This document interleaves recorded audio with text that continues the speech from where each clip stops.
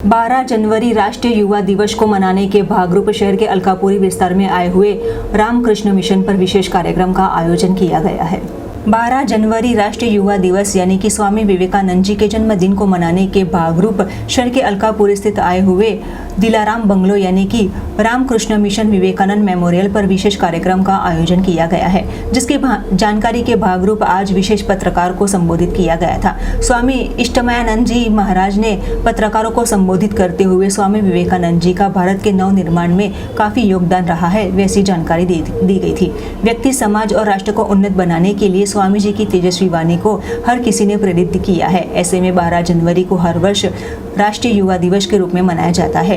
जो ये कामगिरी के भागरूप कल यानी कि 12 जनवरी के दिन रामकृष्ण मिशन में शहर की विविध शाला के 1200 से भी अधिक विद्यार्थी और शिक्षकगण उपस्थित रहने वाले हैं। 12 જાન્યુઆરી આપણે બધાને ખબર છે કે રાષ્ટ્રીય યુવા દિવસ તરીકે ઉજવવામાં આવે છે અને આ વર્ષે અમે આવા પ્રયત્ન કર્યો કે વડોદરાવાસીઓને અમે ખાસ આહ્વાન કરીએ છીએ કે જે જગ્યા ઉપર સ્વામી વિવેકાનંદ પોતે રોકાયા હતા એ સ્થાન એમના ચરણધૂલીથી પવિત્ર થયેલું છે। ત્યાં ચોક્કસ આયા પધારે, એમની ઉર્જા, સ્વામી વિવેકાનંદની ઉર્જા, એમની શક્તિ એક નવા ઉત્સાહ, નવા ઉમંગ લઈને આવે અને સ્વામીજીના પાસેથી આશીર્વાદ પ્રાપ્ત કરે। અને સ્વામી વિવેકાનંદનું જે સ્વપ્ન હતું કે ભારત વિશ્વગુરુ બનશે, આખા વિશ્વ ઉપર ભારતનું રાજ થશે, પરંતુ ના તલવારના જોરથી નહીં પરંતુ આધ્યાત્મિક શક્તિથી।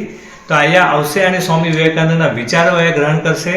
એના માટે અમે બધા વડોદરાવાસીઓને આહ્વાન કરીએ છીએ। ઘણા સ્કૂલોમાંથી વિદ્યાર્થીઓ પણ આવવાના છે। ધ્યાનખંડમાં તમે ધ્યાન કરી શકો, અહીંયા સ્વામી વિવેકાનંદની પ્રદર્શની છે એ જોઈ શકો અને વાર્તાલાપ પણ થશે। અને સ્વામી વિવેકાનંદ જો બહાર પૂર્ણ કદની સ્વામીજીની જે મૂર્તિ મૂકેલી છે ત્યાં એમના ચરણોમાં તમે તમારી શ્રદ્ધા, ભક્તિ અને પુષ્પ અર્પણ કરી શકો। તો ફરીથી બધા વડોદરાવાસીઓને આ 12 જાન્યુઆરીના સ્વામી વિવેકાનંદના જન્મદિવસે આશ્રમમાં આવવાનું હાર્દિક આમંત્રણ આપું છું।